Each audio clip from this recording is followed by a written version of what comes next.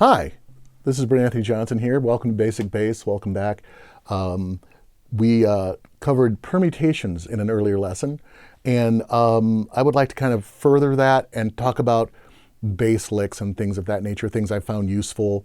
You don't have to use them, but it would be it's everything that can be learned. It can be sort of morphed into something that's very, very useful as long as information's out there to be collected and gleaned. Certainly you can use it to get things done. As we were talking about permutations, it came to mind that another great permutation to play was something else that I came up with as a pretty young kid. And it's the first four frets, again, of the instrument, whereas I was playing sort of 4 fingers per string. I also began playing with my index finger on the first fret of the E string, my second finger on the second fret of the A string, that note would be B, this note would be F, that note would be B, then I would play an octave of the F, and then an octave of that B. So it's basically just playing diagonally across the strings as a permutation. And the reverse part of that would be to take my index finger and play this A flat, G sharp on the G string, this E on the middle with my middle finger on the second fret of the D string, this C on the third fret with my third finger of the A string, and then this G sharp A flat with my pinky on E, the fourth fret. So that exercise looks like this.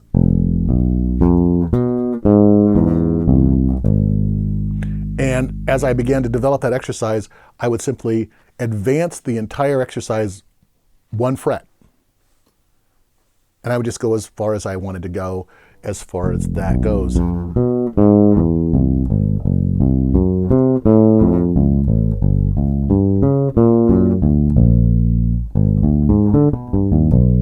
that is a great exercise, just kind of traveling around the neck. And this is also a great exercise to get right hand information involved.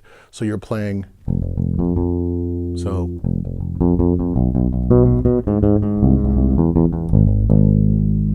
That sort of thing as you're just skipping strings. So, just not skipping strings at all, just advancing.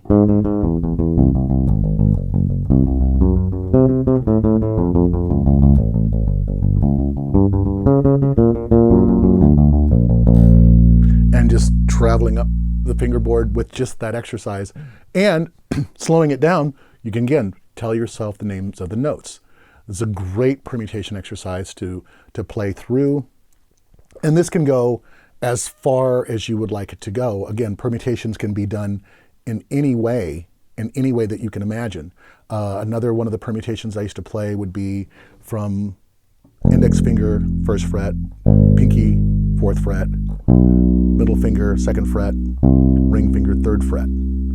So that's another permutation.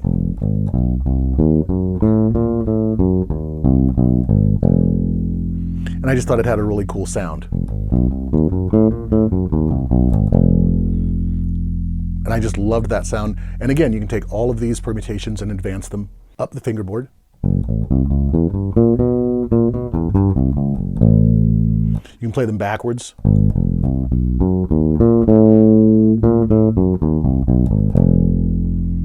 you can do all sorts of different patterns. It really does come down to what your brain creates. And the reason I don't elaborate too fully on this information or any information I'm going to share other than the basic foundation information is because I really, really want you to take this exercise and do what you want to do with it, as long as you have the right information to start with. I'm merely providing a foundation for this information, for you to take it and run with it in any way you want to, because I don't think that any two people are going to approach this the same. I don't think any two people, unless you're practicing together, are going to even hear this information in the same way. There's nothing wrong with that. I think that's a really cool way to sort of expand your knowledge and to grow. and to not feel embarrassed about actually playing exercises. Why not? These sorts of things are very, very important. And again, these are things that you should be doing by yourself and in private. And the more we take that sort of, I guess we can call it selfish bent towards practicing, there's no limit as to how you can approach this and what you can do, and exactly what that's going to glean, not glean, but actually call forth as a player within yourself. You know, as anyone approaches the instrument, as long as they're coming to the instrument with sort of a basic understanding and a basic discipline that doesn't allow for mistakes. Oh, I'm just going to play it this way. I'm just going to do it this way because it's too hard to stop and slow yourself down. As long as that attitude doesn't prevail, it will prevail. It does try to advance in every one of us. Oh, you don't have to work on that. What do you need that for? This is a little different though, because it's actually kinetics. It's actually basic hand mechanics, and we never know what sort of situation music is going to place us in that we're just completely unprepared for musically. As a player, I tend to have a set group of things that I like to play. The way I play fills, heaven knows it's very, very influenced by great players that I've listened to and really loved all my life. It certainly will affect you as you play fretless versus fretted instruments. You can apply all of this information to the contrabass as well, the acoustic bass. And these are just great things to have in your pocket. So when you sit down to play with other musicians, you have a set understanding of the fundamentals of your instrument. So when you start to, just kind of play through information, it makes sense. And so they're just things that we play as musicians that we have to come to grips with how our hands work. So,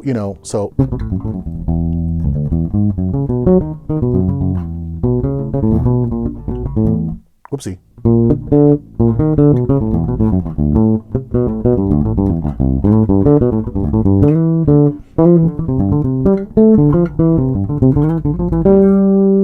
So you heard this?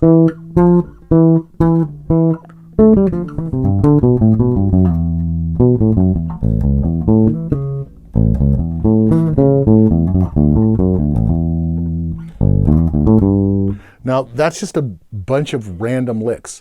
Depends on where we place that information. That was literally noodling. And there's nothing wrong with noodling. I tend to give myself some time to just sort of play around on the instrument after I've done a lot of my fundamentals. As long as I've done my practicing time, I spend a lot of time doing other things too that we may not cover in this series, but I do have a set practice regimen, a routine. I try to write down the things that I don't do well to kind of work on them, and I kind of keep track of that. Or at least I used to, much more so when I was a growing younger musician, because I wanted to just have access to things, and I wanted to be able to play rhythmically. So it wasn't just one note onto the next note, on the next note. It wasn't so much of a playing, that kind of information. And just one note, one beat, one note, one beat, off to the next note, next beat. I wanted to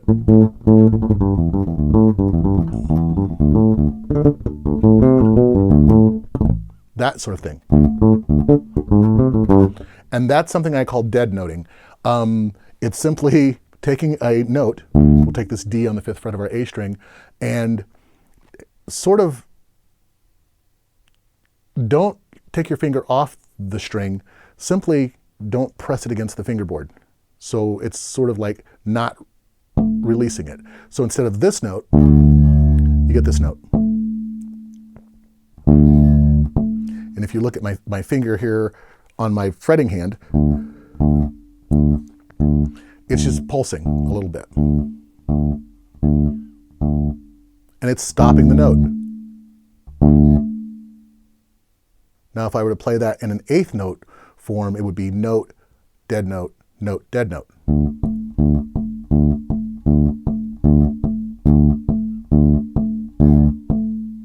And it's nice to practice that with all of your fretting digits.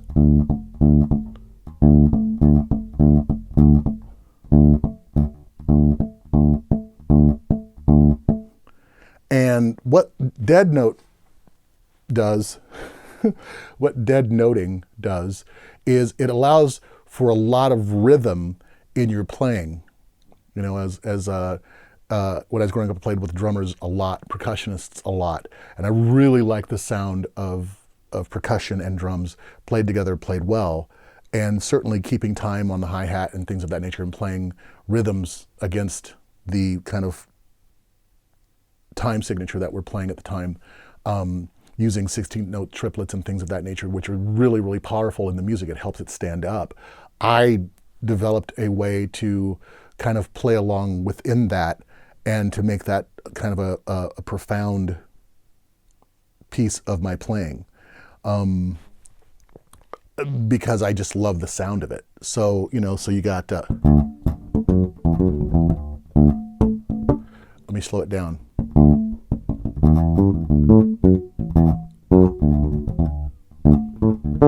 Play that again.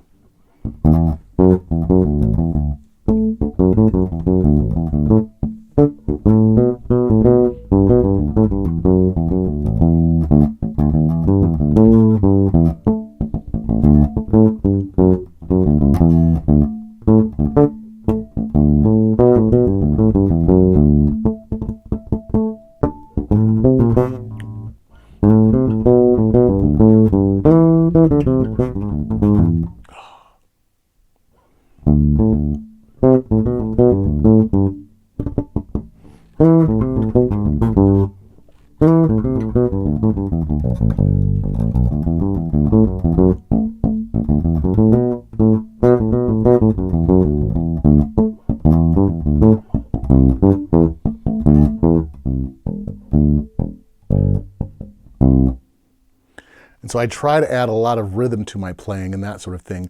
It helps me keep time. That's really what this is about. So in part 2, I'll break down more of this dead note scenario.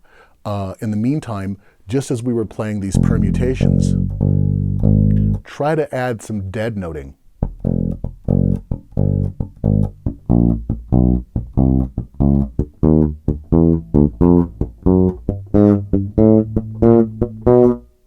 And again, I'm just alternating my index and middle finger on my right hand. One is kind of designated as the dead note finger. In this case, it would be my index finger. My middle finger plays the note.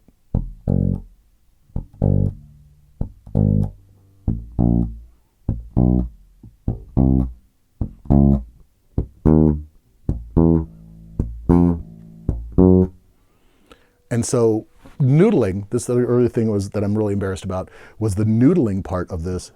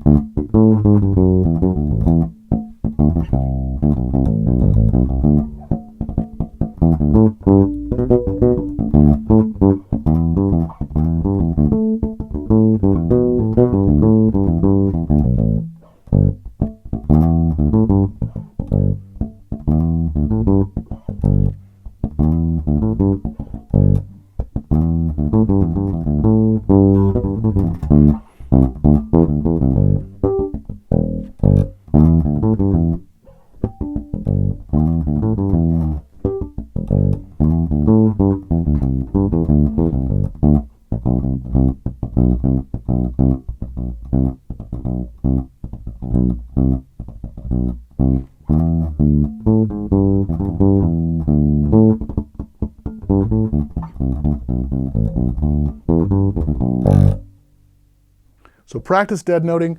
It's a lot of fun, adds rhythm to your playing. Play licks, learn about that. Don't strictly practice and then simply put the instrument down. Experiment. See you next time.